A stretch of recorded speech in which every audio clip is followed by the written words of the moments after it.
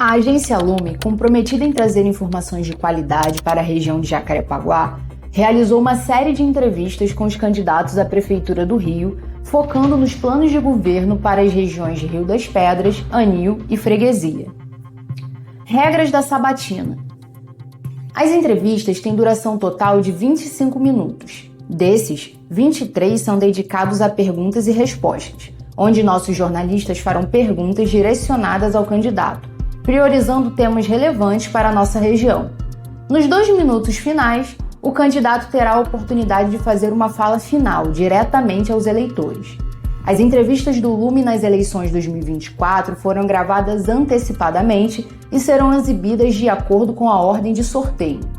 Todos os candidatos que concorrem à Prefeitura do Rio foram convidados a participar das sabatinas. Aos candidatos que não tiveram disponibilidade de agenda, foi oferecida também a possibilidade de responder as perguntas por escrito.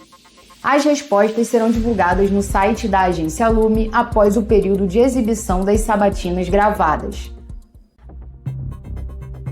Conheça agora um pouco da trajetória do candidato do Progressistas Marcelo Queiroz, que é o entrevistado desta noite. Marcelo Queiroz é carioca e tem 39 anos. O candidato à prefeitura da cidade do Rio pelo PP é advogado formado pela PUC-Rio, além de ser pós-graduado em gestão de projetos, sendo também mestre em economia. O candidato iniciou sua trajetória política em 2012, quando foi eleito vereador, e em 2018, Marcelo foi eleito deputado estadual. Ele também já atuou como secretário de Administração e de Meio Ambiente na Prefeitura do Rio, e também foi secretário de Agricultura na gestão estadual. A candidata a vice na chapa é a vereadora Tereza Berger, do PSDB.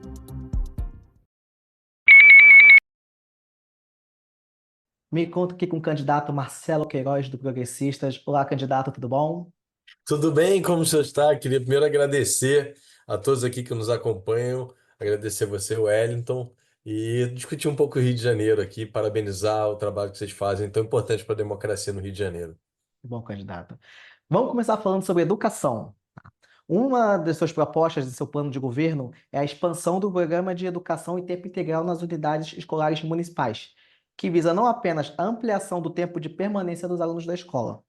Toda a região da Baixada de Jacarepaguá possui um déficit de creches públicas e muitas escolas estão em situação precária. De acordo com a própria Prefeitura do Rio, a cidade possui a demanda de criação de 13 mil vagas em creches. Como você pretende implementar essa proposta em 4 anos? Há alguma política para bairros como Anil, Freguesia e Rio das Pedras? É assim, na verdade, primeiro a questão das creches, hoje esse dado é da prefeitura e já é alarmante, né? São 13 mil, mil alunos, né? Mil crianças precisando de creche, e isso acho que tem um reflexo também no dia a dia dos pais e mães, eu acho que é muita realidade dessa região, né? Que eles deixam às vezes de trabalhar porque não tem com quem deixar seus filhos.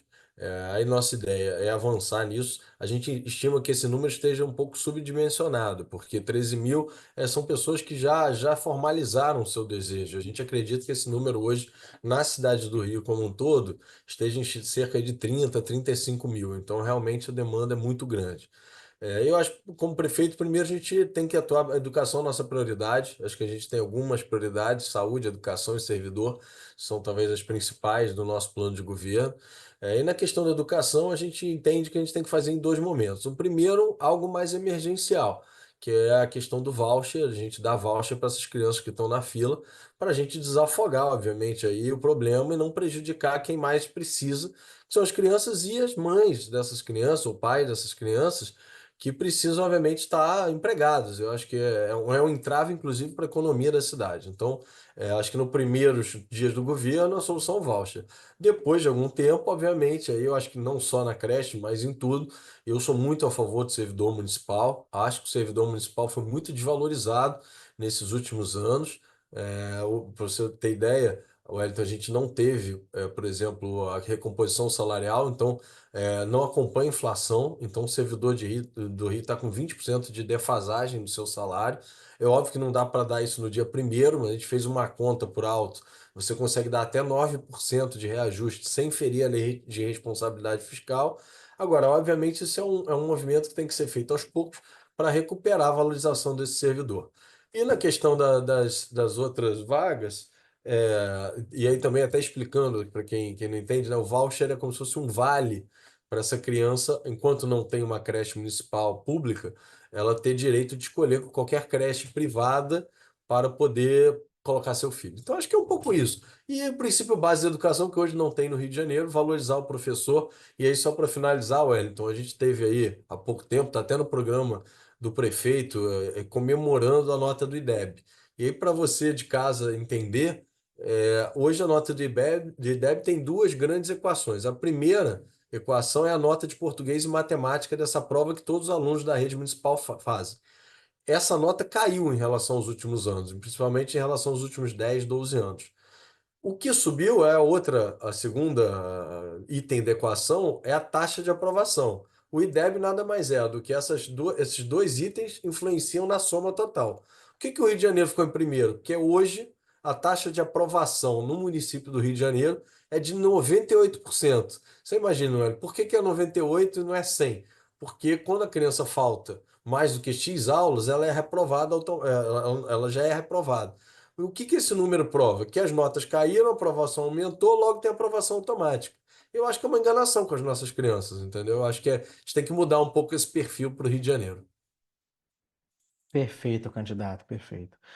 Agora falando de saúde, no seu plano de governo você firma o compromisso de construir 5 centros de especialidade no município.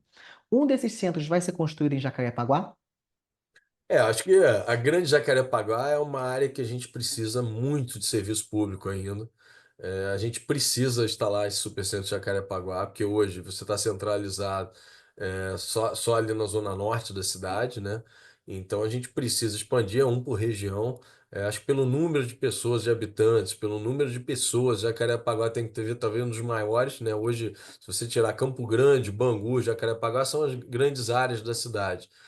E eu acho que esse centro aí, para todo mundo entender o que que é isso, hoje a pessoa vai numa clínica da família, ela razoavelmente ali ainda tem, porque o que o Eduardo fez, eu também sou um cara que sei reconhecer os bons e os maus momentos do Eduardo. Eu acho que o Eduardo venceu o seu prazo de validade, mas ele avançou muito na clínica da família, mas no atendimento de base. E aí, com isso, a pessoa vai lá, precisa de fazer um exame. E hoje o tempo médio, Wellington, para a gente conseguir fazer esse exame é ter cerca de 75 dias. Aí você imagina uma senhora que está com suspeita de câncer, vai numa clínica da família, recebe lá, precisa fazer uma biópsia. 75 dias em média. Biópsia é um pouquinho mais, geralmente. Um pouquinho não, geralmente é bem mais. Aí faz uma biópsia, 75 dias depois. Aí às vezes é um caso de um tratamento ou de uma cirurgia. Mais 75 dias para conseguir a cirurgia. Então, realmente, assim, eu acho que a prefeitura valoriza muito os números e não prioriza a vida das pessoas. Eu acho que isso é algo inadmissível numa prefeitura rica como o Rio de Janeiro. Vocês devem viver isso em Jacarepaguá. Eu acho que um dado importante também, que está aí no dia a dia de vocês, é a questão da gente abrir um pouquinho esses salários das clínicas da família. Hoje, o servidor público ele tem o portal da transparência. Você consegue saber quanto ganha, quanto gasta, o que faz, tudo nesse portal da transparência. Mas o servidor de OS, você não consegue ter dado. Então, tem muitos bons que são subvalorizados, porque a gente não consegue saber quem são eles, e tem muitos que a gente não sabe se existem, não existem, o que que fazem. E eu acho que é importante até para você que está na ponta e representa aí essa região tão importante da cidade, para vocês, por exemplo, como um veículo de imprensa, conseguirem cobrir ali quem são de fato os médicos bons, os ruins, e talvez o principal, e aí não é só na saúde, mas na saúde principalmente, eu acho que hoje a prefeitura não tem o mecanismo de avaliação do nosso serviço. Você foi no médico, você gostou ou não gostou? Seu exame deu certo ou não deu certo? Sua posição na fila do SIGEG, o que que você acha disso? Hoje a prefeitura não escuta as pessoas. Então tem, por exemplo, tem a questão do acordo de resultados, que é um 14º salário para as secretarias, né, que atingirem as metas, mas para mim a meta principal é saber se a população está satisfeita com o serviço. Então, hoje, por exemplo, eu como candidato não tenho parâmetro para saber se a clínica da família que está na Taquara está melhor do que a clínica da família de outra região. Eu acho que esses parâmetros a gente precisa de satisfação das pessoas. Quem são os médicos bons, quem são os médicos ruins. Se eu não conseguir ter isso, eu imagino, se eu como candidato não tenho, imagina o resto da população. Ótimo, candidato. Agora falando sobre bem-estar animal. Um dos seus compromissos de campanha é lutar pelo bem-estar dos animais. E no seu plano de governo, nós vemos diversas propostas para essa área.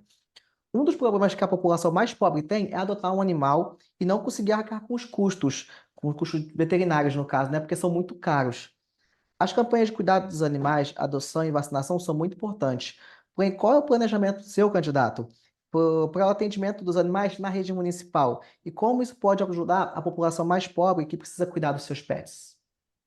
Na verdade, assim, a gente tem hoje o programa de castração que eu concebi lá atrás, né? Eu idealizei quando fui secretário de Estado. Hoje ele roda, via Secretaria de Saúde do Estado. Minha participação é meramente, obviamente, fiscalizar e de tentar conseguir recursos, né? Como deputado federal. Hoje a minha atuação ela é mais passiva do que no dia a dia, porque eu estou em Brasília, né? Eu sou deputado federal. O que a gente vê hoje é um modelo que me preocupa um pouco, que estão pipocando em alguns hospitais públicos veterinários, que na verdade, então não são hospitais. Você não consegue fazer todos os tipos de tratamento, você não tem uma parte, por exemplo, de oncologia, você não tem grande parte de exame. Eu acho que esse nome hospital, para o que é hoje, é uma propaganda enganosa. A pessoa, quando você fala hospital, você imagina que você vai levar seu cachorrinho com todos os tipos de problema que ele pode ter. É igual humano, como eu falo. Tem cachorro com problema de pele, cachorro com problema de tem que fazer diálise, gatinho que tem problema de alergia. Então, acho que quando você fala hospital, você espera que você vai chegar lá e vai resolver teu problema. Não é o que acontece hoje no município do Rio de Janeiro. E eu acho que a gente tem um município muito grande com muitos empreendedores locais. Você está aí na região e a gente anda muito por aí. Hoje, quantas clínicas veterinárias você não tem na região do Grande Jacarepaguá? E aí, o que eu fiz na castração lá no governo do estado, quando fui secretário, é exatamente atuar conjuntamente com esses empreendedores locais. E eu sou a favor do modelo que é o modelo base do SUS. É você tabelar com uma universidade de renome, chamar uma UERJ, uma FRJ, uma Unirio, uma UF. Unirio não, porque não tem veterinário, mas alguma que tenha veterinário rural e conseguir exatamente padronizar os preços dessas cirurgias. E aí sim a gente conseguir, por exemplo, credenciar uma rede de clínicas que possa fazer esse papel. Acho que ninguém quer, senão a gente vai reproduzir o problema que a gente tem na saúde. A pessoa tem que pegar um ônibus para fazer um exame lá em Benfica. O que a gente quer é que tenha uma clínica credenciada. Funciona muito bem, por exemplo, nesse modelo a questão das farmácias populares, né? Que é a pessoa que vai lá e pega o seu remédio em diversas farmácias credenciadas. Esse é o meu modelo de sucesso. E para a questão do abandono dos animais, é meio decepcionante que você, por exemplo, vá fazer um resgate de uns maus tratos, alguém que chutou o cachorro ou qualquer outra barbaridade, e você hoje não tem a certeza de onde levar esse animal. Um absurdo também, aí eu acho que vocês podem fazer o teste. Antes era 24, agora em época de eleição, se eu não me engano, estão botando 12 horas. Um animal silvestre acidentado, aconteceu um probleminha, uma capivara foi eletrocutada e você liga para um 746, eles dão um prazo de 24 horas antigamente. Acho que agora 12, mas 12 não salva a vida do animal. Então eu acho que assim, a gente tem uma crise na questão do animal. Acho que o Estado ajudou muito, né? São 500 mil castrações que o Estado fez, muito mais do que a prefeitura, né, faz, nem perto. Hoje é o maior do mundo do Estado. Mas eu acho que a prefeitura tem que assumir um pouco esse papel. O que eu defendo também é o que a gente chama de lar temporário remunerado, que eu sei que na região são várias protetoras, várias ONGs, protetores independentes ou pessoas que gostam de animais, que para mim é muito mais, faz muito mais sentido você remunerar essa pessoa para ficar, por exemplo, com um animalzinho vítima de maus tratos, que foi obviamente registrado em BO de uma delegacia, do que a gente continuar num modelo de abrigo que a gente já viu que não dá certo. A gente não quer extinguir a fazenda modelo, a gente tem que ampliar. Mas a gente não pode viver nesse modelo para sempre, porque não vai dar conta nunca.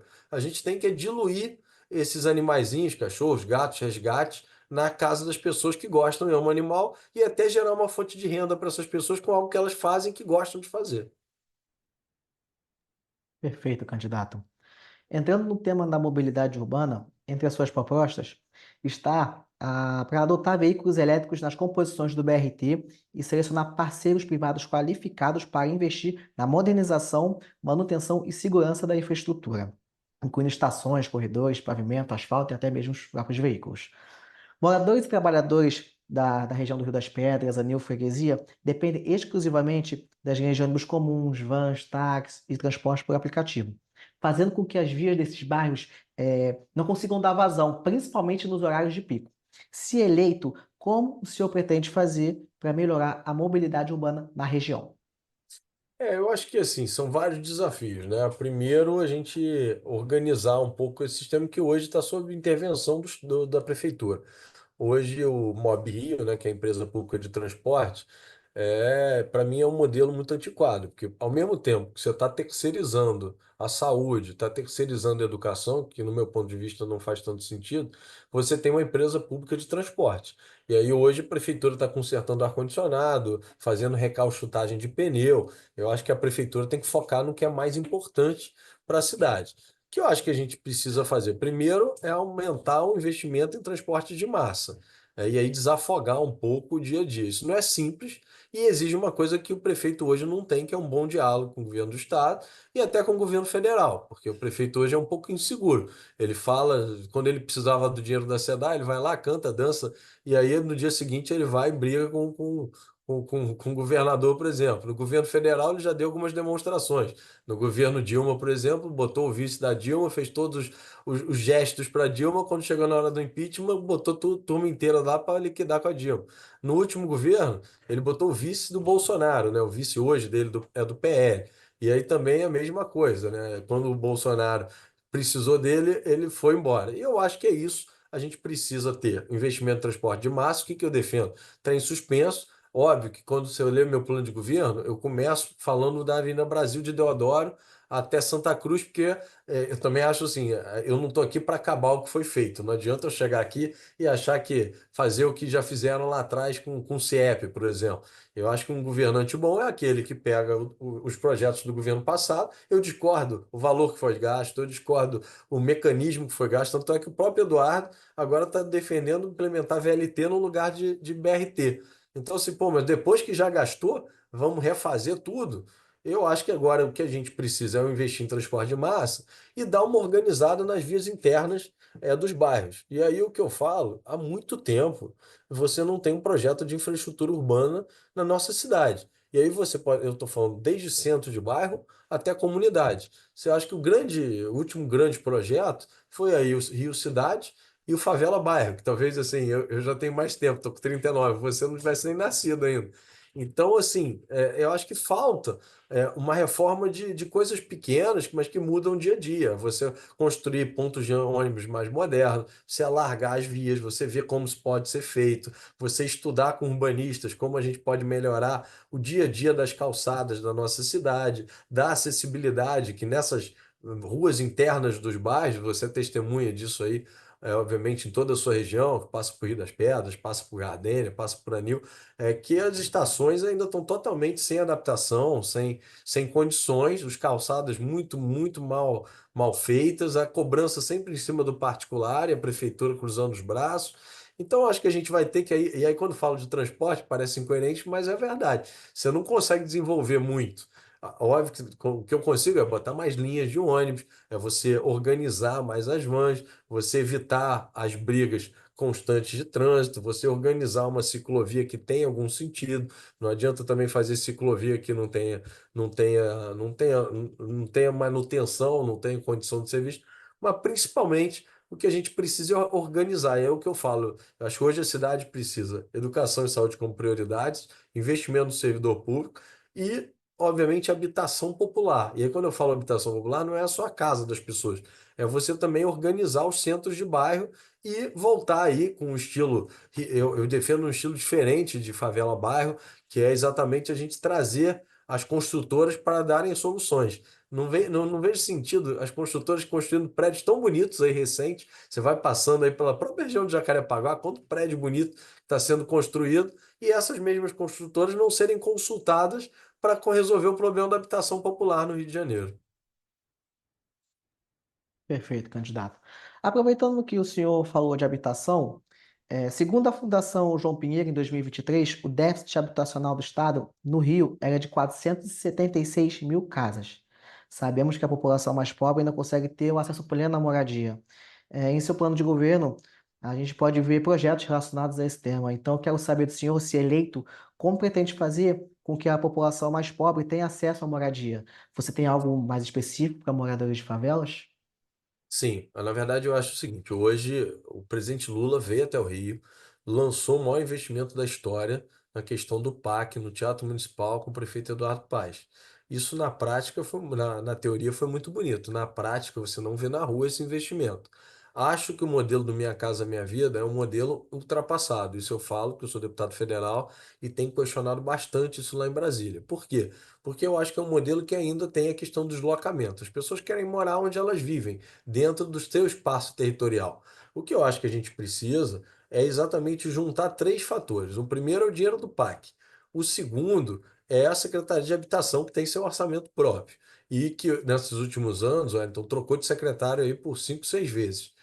E, por fim, a questão do potencial construtivo. E aí eu sempre falo isso, porque esse nome ficou muito conhecido, porque ele está sendo usado aí no estádio do Flamengo, no estádio São Januário e no autódromo. O que que é potencial construtivo? É você permite que alguém construa mais em alguma área da cidade, e em troca essa empresa que construiu, que teve esse benefício, ela dê algo para alguém, né? Ela consiga deixar algum legado para a cidade. São Januário, por exemplo, tá sendo melhorado, ampliado nesse conceito. Você dá potencial construtivo na área da Barra da Tijuca, em contrapartida, você tem um estádio melhor para a população.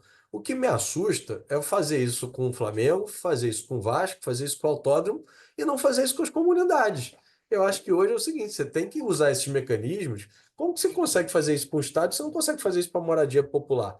Você chamar as construtoras, organizar e dentro da região onde as pessoas moram. É pegar Rio das Pedras e conversar com os moradores, e muito desse dado da Fundação João Pinheiro não significa que é falta de moradia, são moradias que não têm banheiro, moradias que não têm ventilação. Então, o que eu acho que a gente precisa é pegar o que já existe e dar uma organizada urbanística, a gente conseguir e botar os moradores para conversar com as empreiteiras da cidade, que fazem projetos gigantescos, geniais, para o setor privado. Por que que não podem fazer a mesma coisa com o setor público? Por que que não pode ter um play com uma piscina na sua residência? Consegue fazer isso a um custo baixo para o privado e não consegue fazer isso a custo baixo para o público. Eu acho que a gente avançar. Esse é um tema que eu acho que a prefeitura, sim, se nos outros está ruim, na habitação está muito ruim. E aí eles ficam, obviamente, tentando tapar o sol com a peneira. Aí vem aqui, quer resolver, dá uma ali Isso não vai resolver nunca. É um problema estrutural da cidade. Se você não resolver moradia, as pessoas vão, obviamente,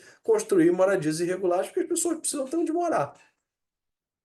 Perfeito, candidato. Aproveitando que a gente está chegando no finalzinho da nossa conversa, quero fazer uma perguntinha para você a respeito de cultura.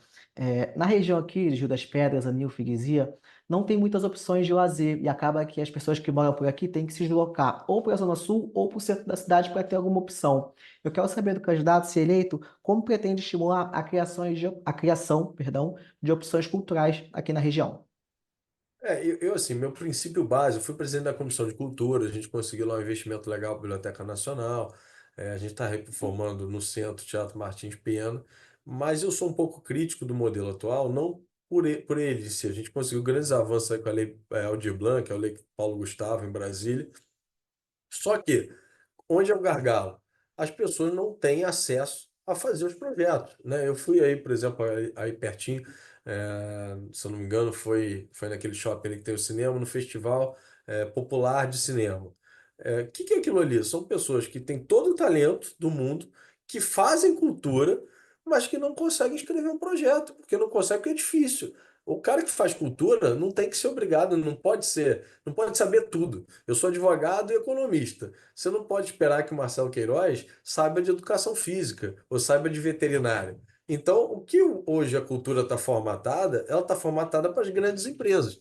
Então, você deve ter esse exemplo aí no dia a dia de Rio das Pedras, Anil, que são caras que têm projetos geniais, mas não conseguem ser contemplados pela lei, nem a lei de incentivo, que para mim é muito errada, porque você está dando incentivo para eventos que não precisam de incentivo. Você dá incentivo, por exemplo, ali para um grande festival, eu acho até importante para o turismo, mas incoerente do ponto de vista da cultura. Aí eu acho que tinha que existir a lei de incentivo ao turismo para o Rock in Rio. Mas para a cultura, eu acho que com o ingresso do valor que está, é um pouco incoerente. Eu acho que a gente tem que fazer o seguinte, aí eu até botei isso no plano de governo, a gente fazer um grande escritório de projetos públicos. É botar advogado, contador, fazer, por exemplo, botar em Rio das Pedras um centro de escritório de projetos. Ali vai ter um cara que é advogado, um cara que é contador, um cara que conhece as leis de incentivo, um cara que sabe prospectar patrocínio. E ele vai escrever. E o Com cara que faz. licença. Candidato, desculpa interromper, é porque já chegou aos 23 minutos. Ah, A então tá gente bom. tem Então, o cara que faz para manter a cultura tem esse lisura do acesso. processo eleitoral, a gente Não, tem que basicamente é um interromper. cara que faz Aham, cultura, ficar tá. fazendo cultura e o outro escrever o projeto. Aham, Obrigado. perfeito. Agora o senhor tem, no caso, 2 minutos para poder falar por que Marcelo Queiroz merece ser eleito próximo prefeito da cidade do Rio de Janeiro. Eu acho que eu mereço ser prefeito do Rio de Janeiro, primeiro, porque o Rio de Janeiro está cansado. Eu sempre falo da frase que é a diferença entre o remédio e o veneno. Quando você toma muito remédio, esse remédio acaba sendo veneno. Eu acho que o que acontece com o Rio de Janeiro é exatamente isso. São 12 anos de Eduardo Paes, as pessoas estão esgotadas, os grupos são os mesmos, vocês que moram em Jacarepaguá são sempre as mesmas pessoas há 12 anos tentando resolver a cidade. Poder com muito tempo faz muito mal à democracia. Eu sou uma opção que eu acho que eu tenho história. Eu fui vereador, deputado estadual, deputado federal, secretário de administração da prefeitura, secretário de meio ambiente, secretário de Estado. Eu sou deputado federal hoje, fui presidente da Comissão de Cultura. Eu acho que eu tenho currículo. Segundo, eu acho que eu sou um cara que conheço a cidade do Rio de Janeiro.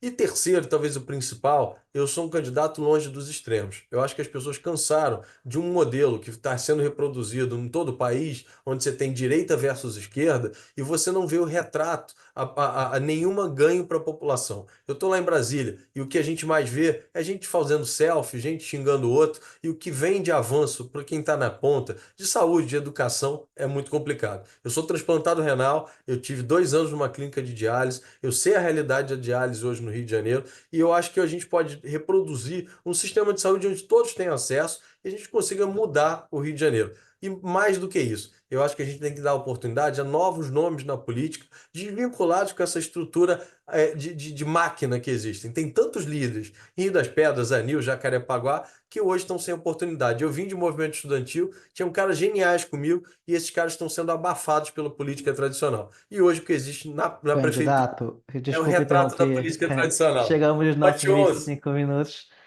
Candidato Marcelo Queiroz do Progressistas, muito obrigado pela disponibilidade e te desejo uma boa sorte no dia 6 de outubro. É,